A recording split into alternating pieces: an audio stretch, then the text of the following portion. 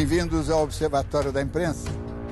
Consciente de que a história e o jornalismo constituem uma recusa ao ponto final, esta série pretende ser uma convocação para o interminável exercício de lembrar. Cada um dos 7.665 dias que compõem os 21 anos de chumbo oferece algo penoso a ser lembrado. O culto da efeméride, além de enganoso, é simplista e a história, por definição, é complexa, sutil. Ao limitar os 21 anos de terror às rememorações do golpe, produziram-se lacunas, lapsos. Ficaram de fora os elementos capazes de matizar os personagens e uma tragédia, para ser sentida, não pode basear-se em toscos estereótipos. A alguns protagonistas não foi oferecido o benefício dos tons do cinza. Jango, por exemplo, chorou convulsivamente quando alguns companheiros, aos berros em Porto Alegre, o acusaram de covarde antes de embarcar para o exílio. A coragem de evitar a guerra não é covardia. O general Golbery, a quem coube a tarefa de preparar o clima psicológico para outro golpe que se pretendia incruento, foi também o artífice do processo de distensão que pretendia ser incruento, mas acabou por exacerbar a insanidade dos órgãos da repressão. Costa e Silva, o general que converteu a quartelada em ditadura, tentou reverter o AI-5 que ele próprio havia proclamado. Morreu antes. Os tenentes que, a partir de 1922, amotinaram-se para acabar com as injustiças sociais e os latifúndios, transformaram-se em fiadores das crueldades cometidas por seus herdeiros. O arbítrio e a tirania numa sociedade que se acreditava e ainda se acredita como cordial e tolerante, exige reencontros como este, sem paixão, com humanidade. É a única saída para nos livrarmos da diabólica obsessão pelo uso da força e pelo poder absoluto.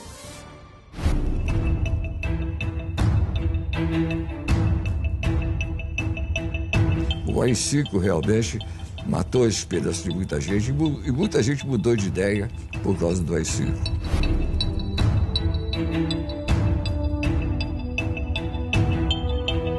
A imprensa brasileira divulgou não só acriticamente a palavra da ditadura, a imprensa chancelou as iniciativas da ditadura.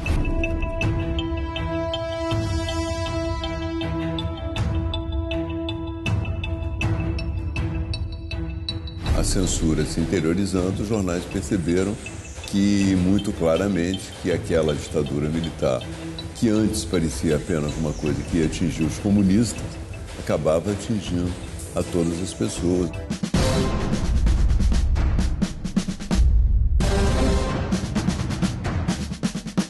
O Correio da Manhã, que fora protagonista na queda de Jango, logo se converte em principal crítico do regime militar.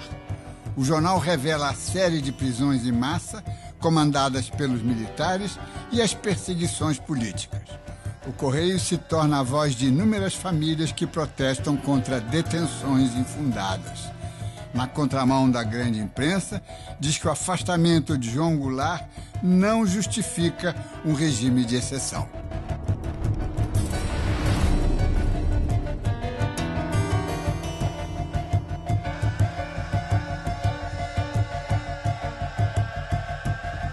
O time de colunistas não se intimida.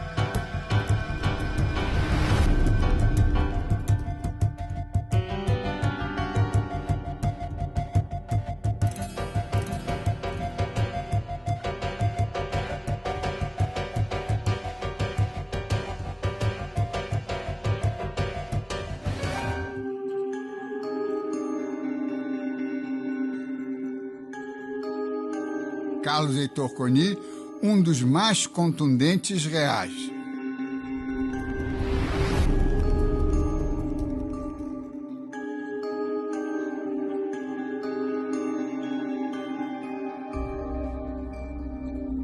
Eu entrei na base da porrada. Eu estava realmente na grossura.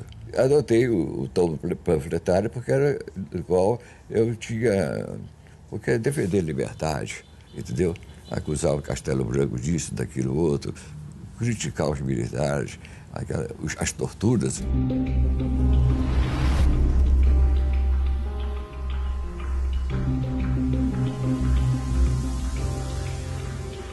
A repercussão negativa de uma das crônicas de Coni instala uma crise na redação que leva à demissão de Antônio Calado, redator-chefe do jornal.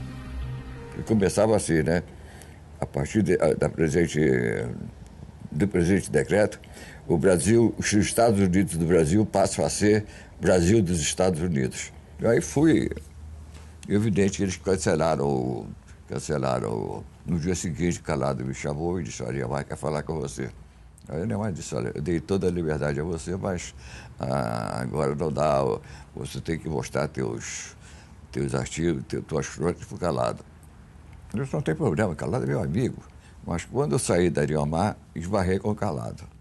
O Calado me mostrou a carta dele: estou pedindo demissão. Ele disse: solidariedade a mim? Disse: não, a causa.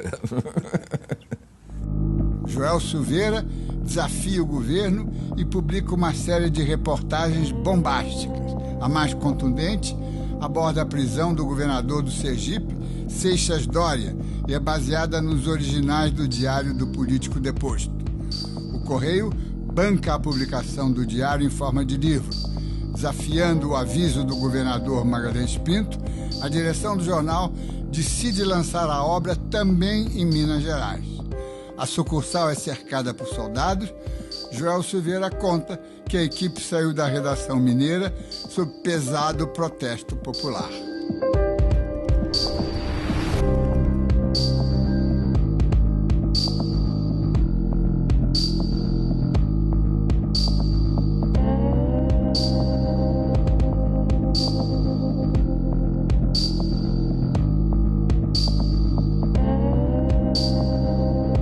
Em novembro de 65, um grupo de 8 intelectuais encabeçado por Antônio Calado organiza um protesto em frente à reunião extraordinária da OEA, presidida por Castelo Branco.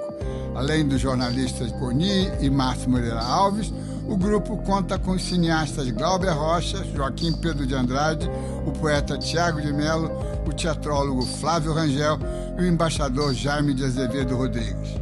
Todos foram presos.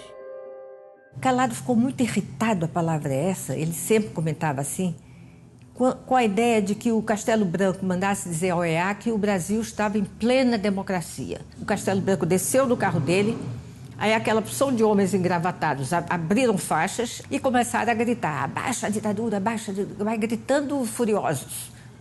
E ninguém entendeu nada.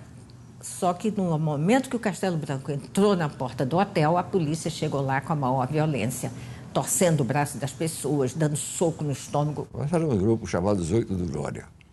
Né? Quem deu o título foi o Drummond. Então nós ficamos sabendo que estávamos presos e que o Juraci Magalhães estava preparando um decreto para mandar a gente para Fernando de Noronha.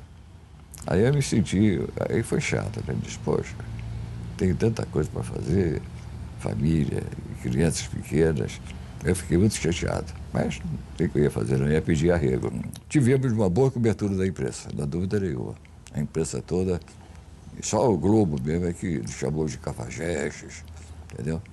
Gustavo Cossão falou: nenhum deles é jornalista, são freelancers. Quando eu fui depor no Ministério da Guerra, com o Costa Silva, que me recebeu muito bem, me recebeu com muita gentileza,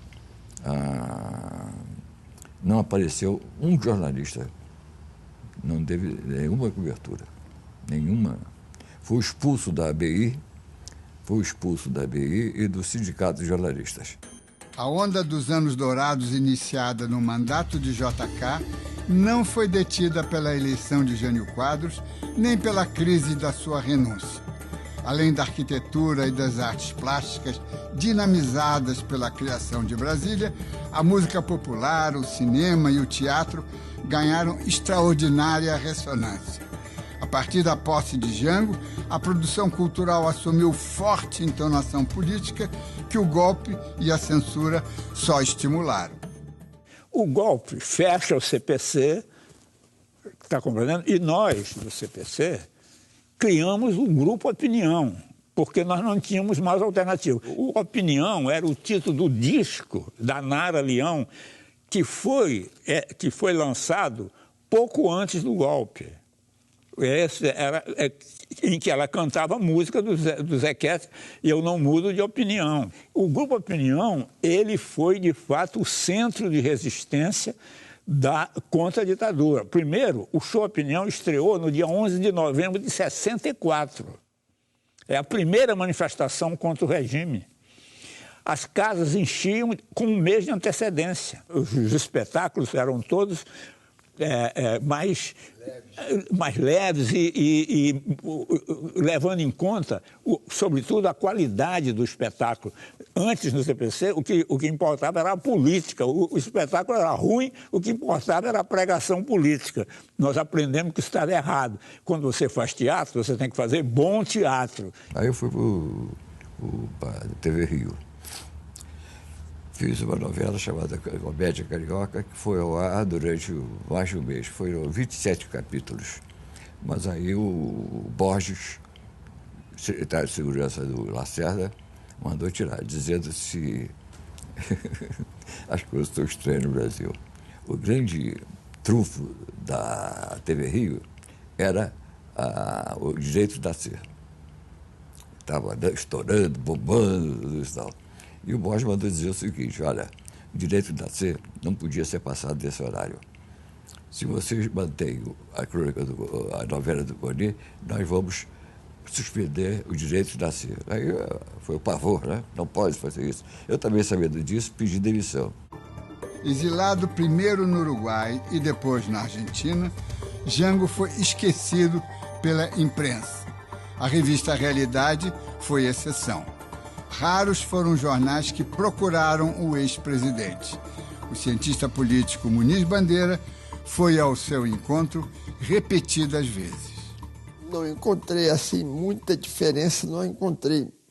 Ele era um homem muito reservado. Ele não se revelava muito. Ele conversava com a gente muito de cabeça baixa, com a perna estendida e cabeça baixa. Ele não se revelava muito. Não era como Brizola. E Jango era um homem corajoso, não era covarde. Não se iludam com isso. Se ele fosse fraco, ele não teria caído.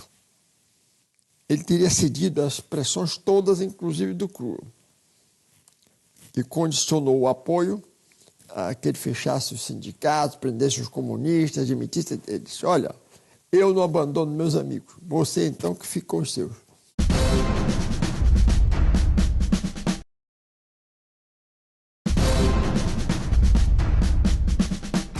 A Frente Ampla conseguiu reunir e aliar ferrenhos adversários que até um ano antes digladiavam-se furiosamente. A audácia de Carlos Lacerda, desta vez, foi bem sucedida. Reuniu-se com JK em Lisboa e com João Goulart no Uruguai e juntos lançaram um veemente manifesto pelo restabelecimento da democracia no Brasil. O próximo grande passo da Frente Ampla é começar a luta dentro da lei pela recuperação do direito do povo votar. Distanciado de Jango, Leonel Brizola não aderiu ao pacto que reuniu os líderes civis mais populares do país. Desprezava o Jango. Nunca teve o menor apreço pelo Jango. Ao contrário, o Jango era complacente. Nunca ouvi Jango falar mal do Brizola, exceto uma vez, quando nós conversávamos sobre a nomeação do Assis Brasil, do homem do dispositivo, exatamente sobre isso. Agora eu lembro, eu não acreditava em dispositivo. Ele disse: essa indicação foi do Brizola, o nome do Assis Brasil. Brizola tem o dedo podre, não sabe escolher. A imprensa noticiou, mas não empenhou-se na consolidação da Frente Ampla, uma das oportunidades perdidas para recuperar o seu compromisso com a legalidade e com a democracia. A Frente Ampla é uma expressão clara, né, de como os setores insatisfeitos com a ditadura tomaram rumos diferenciados. O Carlos Lacerda, que foi um dos grandes líderes civis no momento da instauração da ditadura, era candidato às eleições presidenciais de 65, ficou super insatisfeito com a prorrogação do mandato do Castelo, porque ele viu ali que o desdobramento seria sempre militar, né? O Lacerda não era de aceitar esses papéis secundários. O resultado é que ele acabou se marginalizando. E aí fez aquela frente altamente improvável com o Juscelino Kubitschek e com o João Goulart. O governo, quando teve um pretexto para fechar a Frente Ampla, fechou. E não só a Frente Ampla, fechou o regime. Porque aquilo assustou. A Frente Ampla foi um sinal vermelho. Porque se realmente a Frente Ampla prosperasse, juntasse a centro, esquerda e direita, com 3 representantes importantes, 2 deles já ex-presidentes, o Jango e o poder de fogo do Lacerda. O poder de fogo do Lacerda, não é?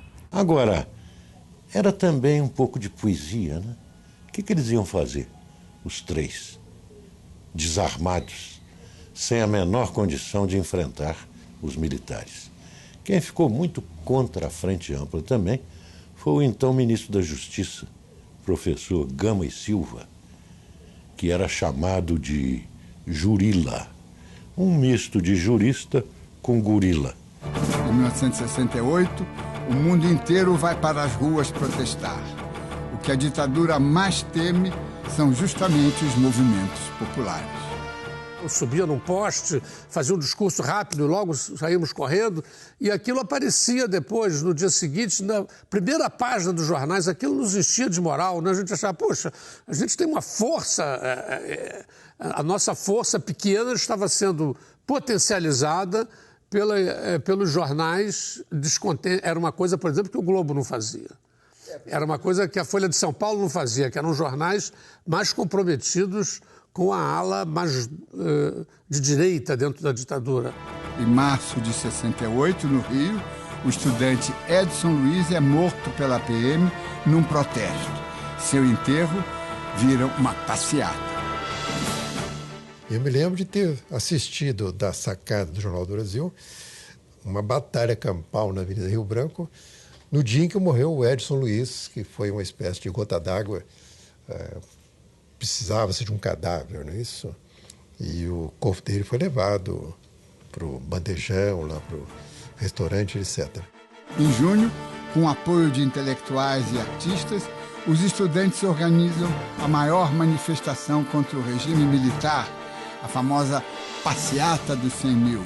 Eu vivi esse momento histórico ali na pele, né, no corpo. Eu trabalhava na pesquisa do JB em 68.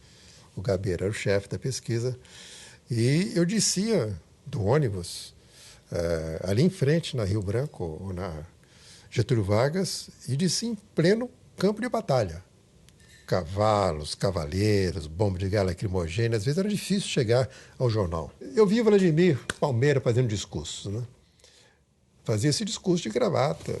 As pessoas iam para os comícios como se fosse uma cerimônia muito séria. Vi o Vladimir falando ali em frente ao Jornal do Brasil.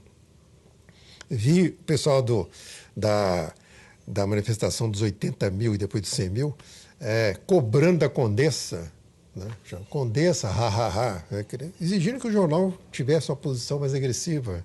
Eu comecei a tentar conciliar as minhas opções políticas com o meu trabalho no momento em que surgiram as grandes manifestações. Então, cobrir as grandes manifestações estudantis já era entendido por nós como uma contribuição política, uma maneira de contribuir politicamente. A gente também tentava pressionar o sindicato dos jornalistas para se manifestar sobre a situação nacional. E também nós, em determinado momento, criamos um grupo chamado Grupo de Jovens Jornalistas, que tentava participar das manifestações, mas de uma forma um pouco mais organizada, trocando informações, procurando atuar hoje como, digamos assim, era um precursor dessa mídia ninja, no sentido que procurava atuar dentro do movimento mesmo, em sintonia com ele. Em São Paulo, em outubro, a direita estudantil ajuda as forças da repressão a conter a maré contra o regime. Morre outro estudante.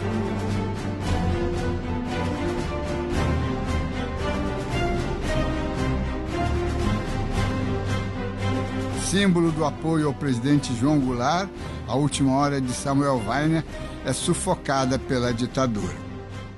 A ditadura matou a última hora, sem dúvida nenhuma. Matou por sufoco econômico e por perseguições diretas e até por prisões feitas dentro da redação do jornal. Em novembro de 68, a última hora foi invadida por 3 oficiais do Exército. Eles se diziam da Escola Superior de Guerra. Eram 2 coronéis e um major que se instalaram dentro da última hora e diziam o que podia sair e o que não podia sair no jornal. Foi uma censura absolutamente direta. Passado, essa censura permaneceu e foi sendo afrouxada na medida que o jornal foi ficando, vamos dizer, obediente, porque se não obedecesse, as pessoas eram presas. No próprio dia 13 de dezembro de 68, antes da promulgação do AI-5, o Estado de São Paulo publicou um fortíssimo protesto. Foi o último editorial escrito por Júlio de Mesquita Filho, falecido no ano seguinte. E o Júlio Mesquita Filho publicou um editorial intitulado Instituições em Frangalhos, e que falava que o governo tinha perdido o controle da situação. E atacava nisso aí, criticava nominalmente o presidente, então, Costa e Silva, o general Costa e Silva. Nesse dia, o jornal já foi apreendido de manhã, dia 13 de manhã. E aí, o Júlio Mesquita Filho, com mais alguém e tal, mais coisa, ele foi ao Palácio dos Bandeirantes e falou com o governador, que era Abreu Sodré, que não aceitava aquele protestou contra aquela apreensão do jornal e disse que o jornal não aceitaria censura. Se quisesse censurar, que pusesse censura aí dentro. O pretexto para o endurecimento do regime foi quase uma brincadeira. Um discurso irônico do jornalista e agora deputado federal pela oposição, Márcio Moreira Alves, dirigido às jovens brasileiras para não namorarem militares. Brios feridos, as Forças Armadas pressionam o Congresso pela punição do deputado. Não conseguem. No dia seguinte, Costa e Silva sente-se livre para atender à linha dura e decretar o famigerado AI-5. Nos termos do artigo 2º e seus parágrafos do Ato Institucional número 5, de 13 de dezembro de 1968, fica decretado o recesso do Congresso Nacional a partir desta data. A quinta brutalidade disfarçada em legalidade, golpe dentro do golpe, o capítulo mais sangrento da tragédia. Em plena era da TV, o AI-5 chega pelas ondas do rádio. A Voz do Brasil traz a promulgação do ato com tenebroso teor. Congresso fechado, suspensão das garantias individuais, censura à imprensa, ditadura escancarada. Esse golpe ele é muito mais dirigido para uma espécie de freio de arrumação das classes dominantes, das elites dominantes, insatisfeitas com o golpe, do que propriamente contra as esquerdas.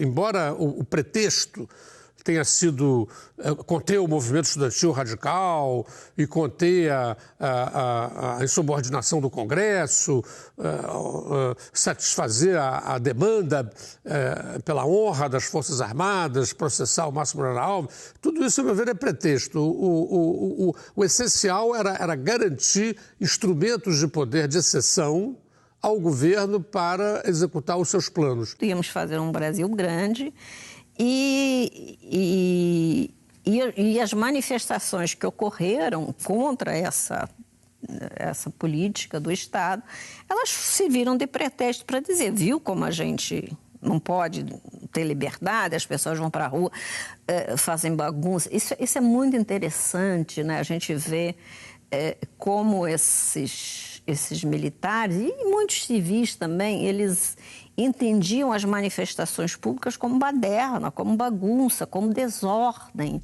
Desde o golpe, o Jornal do Brasil jamais sofrera qualquer tipo de censura. De agora em diante, seria diferente. Fui ao publisher, Nascimento Brito, e transmiti minha preocupação. A partir de amanhã, o leitor não deve confiar no jornal. Precisamos avisá-lo de que estamos censurados, sem que os censores o percebam. Brito olhou-me meio assustado, mas acabou autorizando. Advertiu: não quero bagunça, você controla a operação. 5 jovens oficiais do Exército, fardados, mas sem armas, estavam na minha sala. Logo ficou claro que nada entendiam sobre o funcionamento de um jornal. Foi fácil ludibriá-los. Mostrávamos as provas das páginas, eles vetavam ou aprovavam, mas na oficina fazíamos outras páginas que iam direto para a fundição. No dia seguinte, a trupe de censores chegou furiosa. O chefe da véspera foi grosseiro, quase nos atracamos, mas um tenente-coronel interveio pedindo calma. Eles aprenderam depressa. Agora, havia um grupo que operava na oficina, impedindo a preparação de páginas clandestinas. A irritação dos censores tinha fundamento. Da previsão do tempo aos classificados e às páginas de esporte, tudo tinha um duplo sentido, tudo era metafórico, crítico, provocador. Chegou uma equipe de censores e o jornal então foi censurado. Conseguiram burlar a vigilância policial na manhã seguinte porque saíram com o jornal por outra porta que não é lá nas oficinas, ficava no centro da cidade. Então o jornal chegou ainda a algumas centenas de bancas. Chegaram à redação policiais e prenderam o Oswaldo Peralva, que era o chefe da redação. E a partir daí, o jornal começou a sofrer uma série de outras intervenções. O jornal teve a sucursal que ficava na esquina da Rio Branco, de frente à Caixa Econômica, na esquina de Almirante Barroso. Teve a sede ali, sofreu um atentado, a sede foi toda destruída, a bomba. Nesse período do AI-5, ele ficou uma semana fechado, eles fecharam o jornal uma semana. Quando eu cheguei em casa, tinha uma Kombi, saiu de lá o major armado e disse: o general quer falar com você. Eu falei: mas quer falar comigo o quê? Eu não conheço, ele também não me conhece. Não, é bom que o senhor não crie maior problema. Vamos lá. Eu perguntei: eu estou vendo que eu estou sendo preso. Né? Ele aí falou assim: não se considere preso. É só um convite amistoso. Quando eu entrei na Kombi, botaram um capuz em mim, para que eu não soubesse onde estavam me levando. Um capuz já usado, para todo o suor de outras pessoas tivesse usado. Eu não tinha furo nem nada. Eu era chefe de redação de Realidade no dia 13 de dezembro de 1968, sexta-feira. Dia 13, sexta-feira, saiu o AI-5 e também a Realidade saiu nas bancas com o seu número de dezembro e a cara de Luiz Carlos Prestes, olha bem, na capa, que tinha dado uma entrevista exclusiva para nós no exílio. Ele estava em Moscou e o chefe de redação do jornal, o diretor da revista, tinha ido a Moscou entrevistar. Olha, segunda-feira de manhã, eles chegaram na Abril para me prender, achando que era eu que tinha ido a Moscou fazer revista. Ele nem acha que diz na reportagem que tinha sido bom. Na mesma hora, isso já em No AI-5, primeiro dia depois do AI-5, eu saí pelos fundos, já comecei, outra vez não, né? E saí pela freguesia do Ó e desapareci. Pela primeira vez, a nossa geração experimentou a violência da censura prévia. 3 semanas depois, veio coisa ainda pior. O JB negociara com o comando militar a saída dos censores da redação. E para evitar que eu tentasse inventar nova resistência, fui preso pela segunda vez. Quando me libertaram, fui para o jornal e logo informado de que não haveria mais militares na redação. Foram substituídos por um fantasma humilhante que nos convertia em censores de nós mesmos. Autocensura. Belo negócio armou a direção da SA Jornal do Brasil para fingir que enfrentava a ditadura. Os jornais que antes tinham apoiado o regime militar e que depois, quando se viram o seu poder e a sua autoridade para eles contestada com os militares na redação, eles vão mudar. Um deles, Roberto Marinho, que não podia suportar um militar dando ordens na sua redação. E ele vai permitir não só a permanência de jornalistas comunistas, como de pessoas que depois foram para a guerrilha. Ele dizia, nos meus comunistas ninguém bota a mão. Ele dizia isso, né? Que opções havia para um jornalista que ia trabalhar e via lá no quadro de avisos que naquele dia as proibições determinadas eram essa, essa e essa. Ele deveria tentar publicar uma matéria. Depois do AI-5, a censura política que havia moderadamente no período anterior, ela ficou muito forte, como é famoso, inclusive. Os bilhetinhos, as proibições determinadas, os telefonemas para as redações. Eu me lembro de um, que era um coronel, que veio e no começo ele ficava muito constrangido. Na hora que ele tinha alguma coisa para cortar, ele dizia, ele mostrava a matéria, né, para mim, e dizia, olha, esse trecho aqui não pode sair para cortar. Daí eu dizia para ele, tá bom, então o senhor corta. Aí ele falou, mas não precisa eu cortar, você tira, você mesmo, com a sua mão. Eu falei, mas, coronel, não posso, né, não estou autorizado a fazer. E é sacanagem, né? Não estou autorizado a fazer isso. Aí o senhor vai pegar e fazer, né? Quer dizer, porque depois vão descobrir que fui eu que fiz esse risco. E como é que eu vou provar que foi o senhor que mandou? Daí ele, com muita vergonha e tal, fez um risquinho assim de leve, você entende? Mais leve que ele conseguiu com a caneta. E depois eu acho que lá no Exército eles começaram a discutir, ninguém queria fazer esse serviço. Acabou passando para a Polícia Federal. Eu acredito que mesmo se essa imprensa liberal tivesse tomado posições mais consequentes, isso pouco adiantaria na época, porque já tínhamos ali uma outra dinâmica instaurada e não podemos esquecer que mesmo nesses jornais liberais havia gente que criticava a ditadura e que fazia o possível dentro ali dos limites para passar críticas, mas havia muita gente também que colaborava com a ditadura. Você já imaginando que você vai ser cortado, você já começa a não fazer certas matérias, certo, né? Olha, soubemos, teve um caso de tortura evidente aqui, mas olha, nem adianta, para quê? Não vai cortar mesmo. Aí é a censura ganhando de você de 10-0, porque às vezes chegava aqui o censor e falava, poxa, que essa edição está perfeita, viu? Não tem nada para cortar, claro, não, porque você nem tentava. A censura pode ser uma coisa até estimulante. Você debita ao sistema, debita ao outro, o não publicar certas coisas, né? Você tem um superego controlando o seu universo. E, nesse sentido, construiu-se um sistema um pouco complexo. Eu acho que a literatura, nesse sentido, passou a recolher uma série de coisas que não poderiam ser postas no jornal diretamente. Tanto no romance quanto na poesia.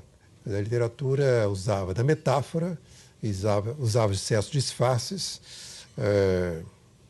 esperando dias melhores.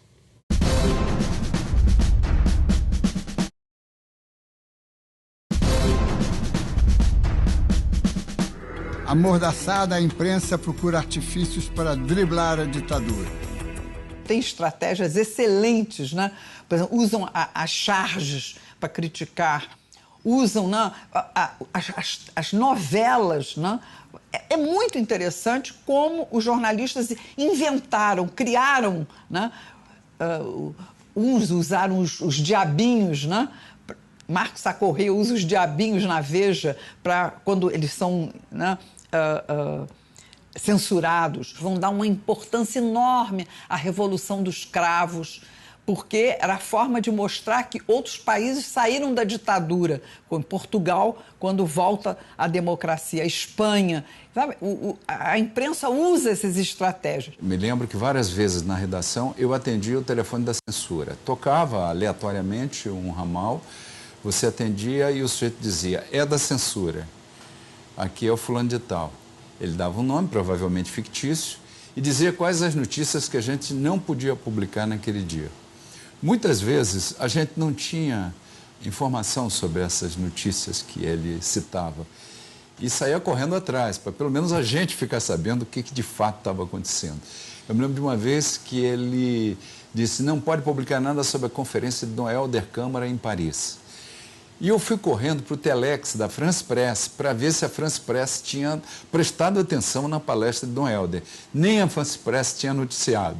E a censura estava preocupada em que não saísse. Não tem uma coisa heróica na censura. Não tem a luta da resistência contra a censura. É uma operação burocrática, formal e da qual você não pode fugir. Ela é um ato administrativo, ela não é uma causa. Primeiro vieram oficiais do Exército e depois, finalmente, um delegado da Polícia Federal.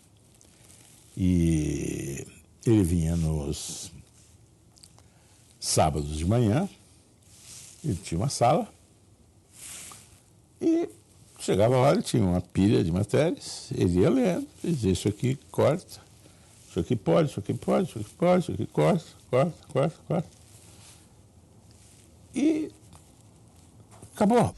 Os censores deixam a redação do Estado de São Paulo, mas o controle continua. Por telefone, por bilhetes, né? E o jornal não aceitava. O jornal não aceitava a autocensura. Ele punha na página o que devia sair. Mas não se deixava, a polícia não deixava o governo que saísse página em branco. Então o jornal tirava aquele material censurado e punha no lugar alguma outra coisa. No início botou despachos jurídicos, despachos judiciais do fórum, né? Coisa que ninguém entende e tal, punha lá. Um dia uma redatora falou aqui com o editor-chefe, com Oliveiros Ferreira, vocês estão substituindo, mas o leitor não está entendendo que isso é censura. E não estava mesmo. O jornal muda a estratégia para deixar a censura ainda mais evidente nas páginas da publicação. Aí o Júlio Mesquita Neto determinou que se publicassem, então, poemas. E o jornal começou a publicar, então, poemas. O primeiro foi Ijuca Pirama, aquela do Gonçalves Dias, do índio que se revolta e tal. Até que se fixou no Camões. E mais do que isso, o Júlio Mesquita Neto falou, vamos repetir sempre, para o leitor notar que é uma coisa assim. Então repetia sempre, todo dia era o Camões.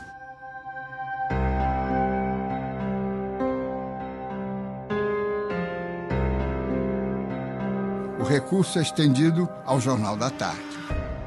Enquanto isso, o Jornal da Tarde, que já existia e era dirigido pelo Rui Mesquita, publicava receitas de bolos e doces, nesse espaço que não podia deixar em branco. Também não se entendeu no início. Teve muita dona de casa que ligou para cá reclamando que as receitas não davam certo. E não davam, porque ou eram receitas inventadas, ou elas também paravam no meio. O jornal publicou uma edição contando tudo que tinha acontecido naquele período, inclusive o atentado, o assalto à redação, a prisão deles. A própria Neomar também depois foi presa. O atentado lá da sucursal, do prédio da sucursal na Avenida Rio Branco, e contou tudo. Só que a censura que tinha sido levantada naquele dia interditou o jornal, não deixou o jornal circular. Cada vez que eles manietavam o jornal parece que voltava com mais força, tá entendendo? E denunciava mesmo, fazia editoriais bravos e tal. E conforme o grau de ataque ou de crítica, eles aí fechavam. Então, o jornal foi pouco a pouco, como se diz, perdendo força, tá entendendo?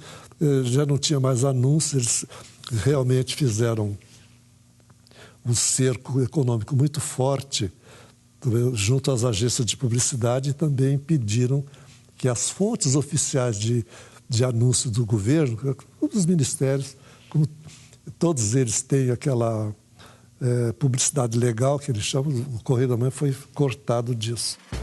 A frouxa resistência da grande imprensa ao AI-5 foi a responsável direta pelo surgimento de um formidável adversário da ditadura, a pequena imprensa, a imprensa nanica, alternativa.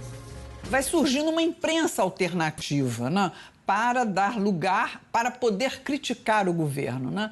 Aí surgem os jornalistas jovens, né? As pessoas que queriam criticar o governo. A forma de entrar foi muito a imprensa alternativa, né? Que teve um papel importante na formação de novos jornalistas.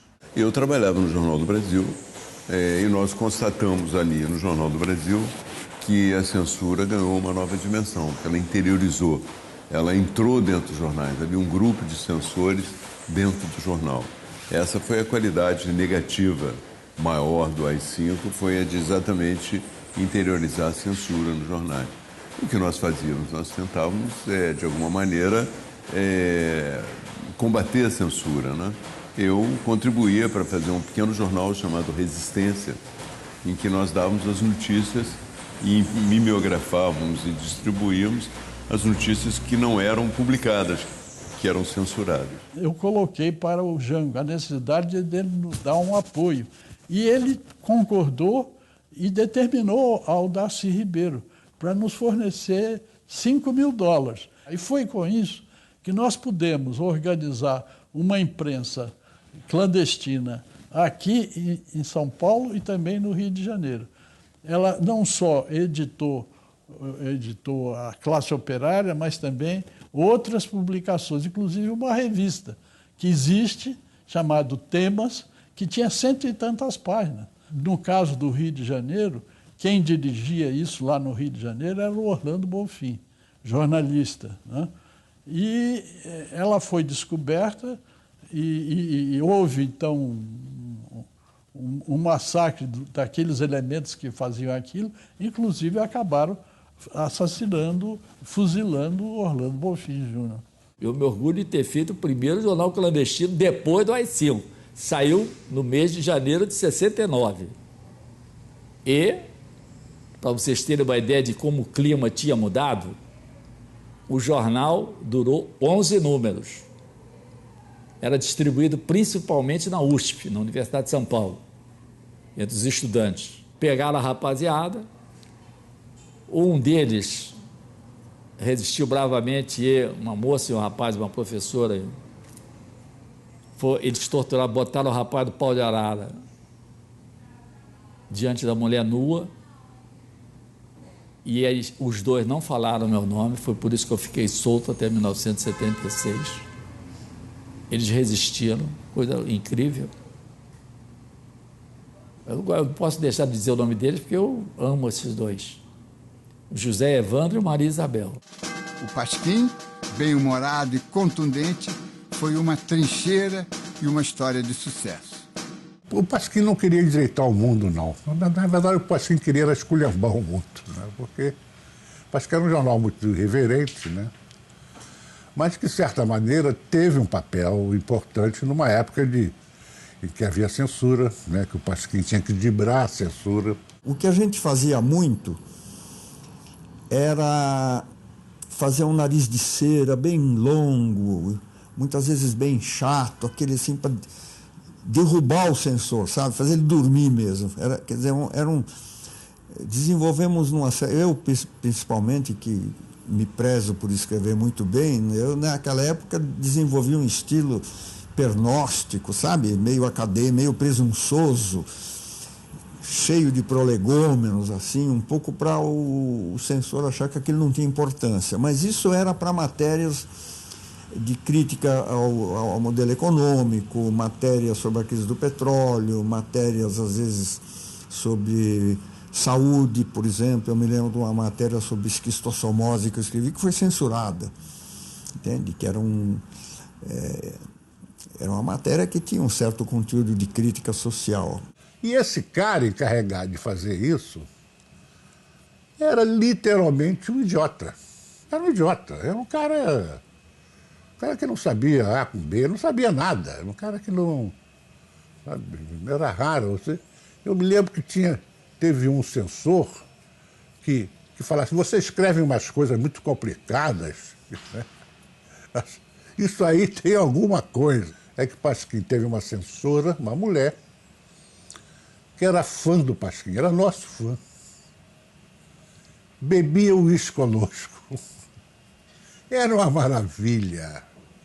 Então, quando os chefes dela descobriram, né, o Pasquim saído, cheio de coisas que quase sempre proibidas, deram em cima dela e tiraram a moça.